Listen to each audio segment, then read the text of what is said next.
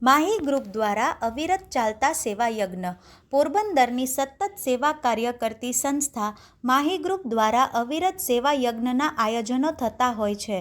ત્યારે પોરબંદરના માહી ગ્રુપ દ્વારા પશુ પક્ષીઓથી લઈ અને માનવીઓ માટે વિશિષ્ટ સેવા યજ્ઞનું આયોજન કરાયું હતું, જેમાં માહી ગ્રુપના સેવાભાવી સભ્યો દ્વારા દર શનિવારની જેમ આ શનિવારે પણ રોહિતસિંહ બાપુની આનંદ ગૌશાળાએ માહી ચેરિટેબલ ટ્રસ્ટના ટ્રસ્ટી ઘનશ્યામભાઈ મહેતા અને માહી ગ્રુપના સક્રિય સેવાભાવી સભ્ય ડૉક્ટર સુરેખાબેન શાહ પરિવારના સહયોગથી ગાય માતાને 102 મણ ઘાસચારાનું વિતરણ તેમજ શ્વાનને દૂધ અને બિસ્કિટનું વિતરણ કરવામાં આવ્યું હતું. તેમજ દર રવિવારની જેમ આ રવિવારે પણ માહી ગ્રુપના સેવાભાવી સભ્યો દ્વારા માહી ગ્રુપના સેવાભાવી સભ્ય પ્રતાપભાઈ ઓડેદરાના સહયોગથી ઇન્દ્રેશ્વર મહાદેવ મંદિર ગાય માતાને ઘાસચારાનું વિતરણ, કબૂતરોને ચણ, કીડીને કીડિયારું, માછલીઓને ભોજન, વિદેશી પક્ષીઓને ખોરાક સહિતના વિવિધ સેવા કાર્યનું આયોજન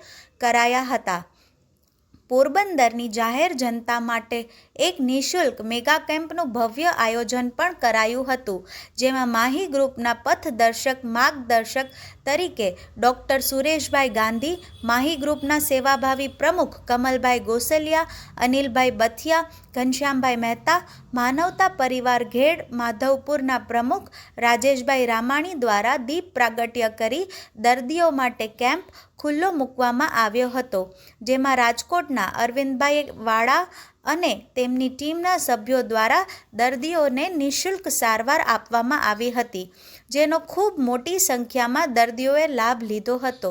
ઉપરોક્ત સેવા કાર્યોના આયોજનમાં માહી ગ્રુપના સેવાભાવી પ્રમુખ કમલભાઈ ગોસલિયા, ટ્રસ્ટી ઘનશ્યામભાઈ મહેતા, સેક્રેટરી ગજેન્દ્રભાઈ વ્યાસ, સેવાભાવી સભ્યો જીતુભાઈ મજીઠિયા, અનિલભાઈ બથિયા, ભરતભાઈ ભટ્ટ, કારાભાઈ પાંડવ, જયેશભાઈ પાઉ વગેરે સભ્યો મિત્રો જોડાયા હતા અને સેવા કાર્યનો લાભ લીધો હતો.